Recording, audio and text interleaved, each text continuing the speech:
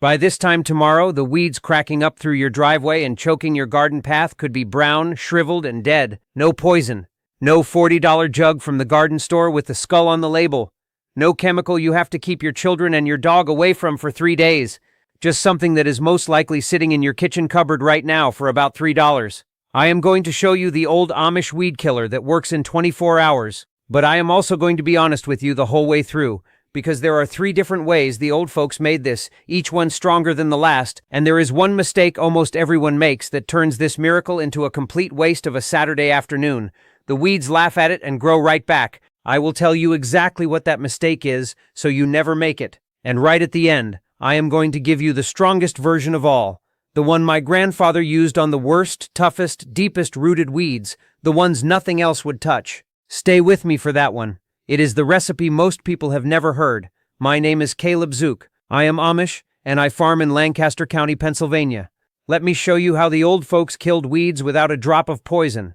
Before I give you a single recipe, let me tell you why vinegar kills a weed at all, because once you understand this, every method I show you will make sense, and you will know exactly when it works and when it does not.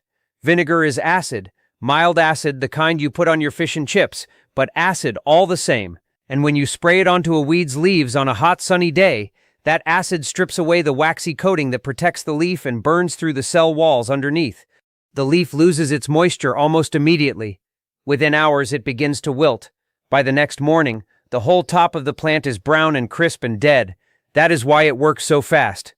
It is not poisoning the plant slowly from the inside the way a chemical does. It is burning the green growth right off on contact in the sun. 24 hours, sometimes less on a scorching day. But here is the first thing you have to understand, and it is the thing that catches most people. Because what I just described is also the limit of plain vinegar, and knowing that limit is the difference between success and frustration. Let me show you what I mean, because it leads straight into the first recipe. The first and simplest method is the one almost everybody starts with. Plain household vinegar, straight from the jug, poured into a spray bottle and sprayed directly onto the weed on a hot, sunny day. And here is the honest truth most videos will not tell you. By itself, plain kitchen vinegar, the 5% kind from the grocery store, works, but only on young, small, tender weeds, the little seedlings just coming up in the cracks, the soft new growth in your garden paths. For those, plain vinegar on a sunny afternoon will brown them out by tomorrow morning, easy. But spray that same plain vinegar on a big, established, tough old weed, and you will be disappointed. The top might brown a little, but the plant shrugs it off and grows right back within the week. And this is exactly where most people give up. They tried the vinegar, it did not kill their dandelion, and they decided the whole thing was a myth. It is not a myth. They just used the weakest version on the toughest target. The old folks knew you matched the strength of the brew to the toughness of the weed. So for the little tender ones, plain vinegar on a hot day is all you need. Cheap, simple, done. But the moment you have got a bigger, tougher weed, you need to make the vinegar stick and bite harder. And that is the second method, the one that fixes the single biggest mistake people make. Let me show you.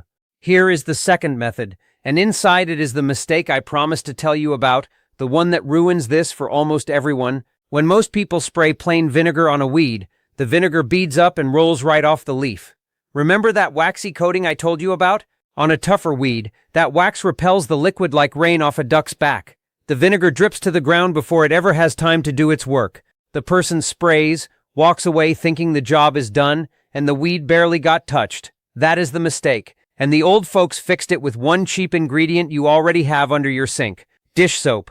You add a small squirt of liquid dish soap to your vinegar, and everything changes. The soap is what is called a surfactant. It breaks the surface tension so the vinegar stops beating up, and instead spreads out flat and clings to every part of the leaf. The soap cuts straight through that waxy coating and lets the acid get to work on the plant tissue underneath. The vinegar stays put long enough to actually burn the weed instead of dripping off into the dirt. So here is the recipe the old folks used for everyday weeds. Take your household vinegar and use the strongest you can find. The cleaning vinegar at around 6 or 7% works far better than the salad kind. Pour it into a spray bottle. Add a small squirt of dish soap, just a teaspoon or so per quart. Give it a gentle swirl. Do not shake it into a foam, and spray it directly onto the weed, soaking the leaves on the hottest, sunniest, driest day you can pick. That last part matters more than you think, and it is its own little secret. Sun and heat are part of the recipe.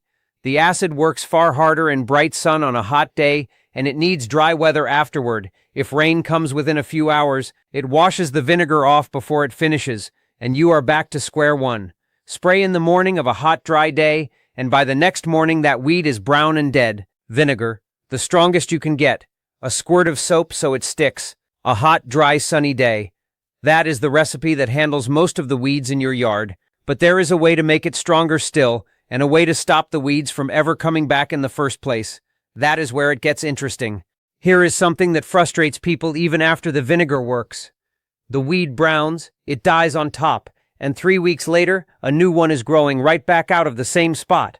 Why? Because vinegar kills what it touches, the leaves and the top growth, but it does not always reach down and kill the root. On a weed with a deep, stubborn taproot, like a dandelion or a thistle, the top dies, but the root survives underground and sends up fresh growth. The vinegar won the battle and lost the war. The old folks had an answer for that too, and it is the third method, adding salt. Salt does what the vinegar cannot. It draws the moisture out of the soil and the roots, and it makes the ground inhospitable for new growth for a good while afterward.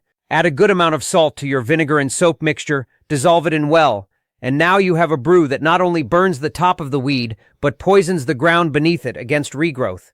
Now I have to stop and be honest with you, because the old folks were always careful, and I will be too. Salt is powerful, and that is exactly why you must use it with respect. Salt does not break down, it stays in the soil. So the salted vinegar method is only for places where you never want anything to grow again. The cracks in your driveway, the gaps in your patio stones, the gravel path, the fence line. Use it there and it is a gift. Those weeds stay gone for a long, long time. But never ever use the salt version in your garden beds or anywhere near plants you care about, or in a lawn. The salt will linger and harm the good plants and the soil for seasons to come. For garden paths between your vegetables, stick to the plain vinegar and soap. For the driveway and the patio where you want bare ground forever, that is where the salt earns its keep. Match the brew to the place. Soap and vinegar for anywhere near your plants. Salt added only for the hard places you want kept barren. The old folks knew the difference, and now so do you. And now the strongest version of all, the one I promised you at the start, for the worst weeds nothing else will touch. Here it is, the recipe my grandfather kept for the toughest, deepest, most stubborn weeds on the whole farm, the ones in the cracks that came back every single year, the thick old tap-rooted monsters along the barn foundation. It is all three things working together at full strength in the right order. He started with the strongest vinegar he could get, the horticultural or cleaning grade vinegar, around 20% acid if he could find it, far stronger than kitchen vinegar. A word of caution there, because that strength is no longer mild. It is strong enough to burn your skin and sting your eyes. So he wore gloves and eye protection and kept it away from the children, the same as you would with any strong product. Respect it and it serves you. To that strong vinegar he added the dish soap so it gripped the leaf and would not roll off. And for the driveway and barn foundation weeds where he wanted the ground kept bare, he added the salt to kill the root and salt the earth against regrowth. Then he picked the hottest, driest, sunniest day of the week, and he soaked those tough weeds right down to where the leaves met the soil, in the full afternoon sun. By the next morning, weeds that had defied him for years were brown, crisp, and dead to the root. That is the full-strength old Amish weed killer. Strong vinegar, soap to make it stick, salt to keep it gone, and a hot, dry sun to drive it all home. Match that brew to the toughest weeds in the hardest places, and nothing in your yard stands a chance. So let me put all of it together, plain and simple, the way the old folks would have. For the little tender weeds, plain strong vinegar on a hot sunny day. For the everyday weeds, vinegar with a squirt of dish soap so it sticks and bites, on a hot dry day, away from the rain. For the cracks in the driveway and the patio where you want bare ground for good, add salt to kill the root and keep the regrowth away. And for the toughest weeds nothing else will touch. The full-strength brew, all three together, with respect and gloves and a scorching afternoon sun. 4 strengths. One simple idea, and every one of them works in about 24 hours, for a few dollars, with things sitting in your kitchen right now.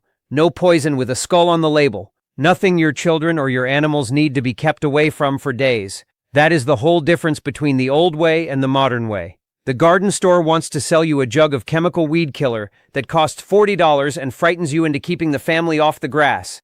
The old folks reached into the cupboard for vinegar, soap, and salt, and did the same job better, for the price of a sandwich. There is no money in teaching folks that the weed killer is already in their kitchen. There is a great deal of money in the jug with the skull on it. You can be the one who keeps the $3 and skips the poison. So here is what I want you to do this week. Pick the worst weed in your driveway, the one that has beaten you all summer. Mix up the vinegar, a squirt of soap, and for that driveway crack, a good bit of salt. Spray it down on the next hot, dry morning, and come back the very next day and look at it. I would wager it is brown and dead, and you will never reach for the $40 jug again. Tell me in the comments, what is the most stubborn weed you have been fighting, and where in your yard is it? And did your father or your grandmother have a weed-killing trick of their own, something from the kitchen or the barn? Share it. Those old recipes are exactly the kind of knowledge that disappears when nobody writes it down. I read every single comment. Next time, since we have been talking about clearing the weeds out, I am going to show you the old Amish way of keeping them from ever coming up in the first place. The mulching, the ground covers, and the simple habits that mean you spend almost no time weeding at all. It is the natural next step after today. Until then, mix the brew, wait for the sun, soak the weed, and check it in the morning.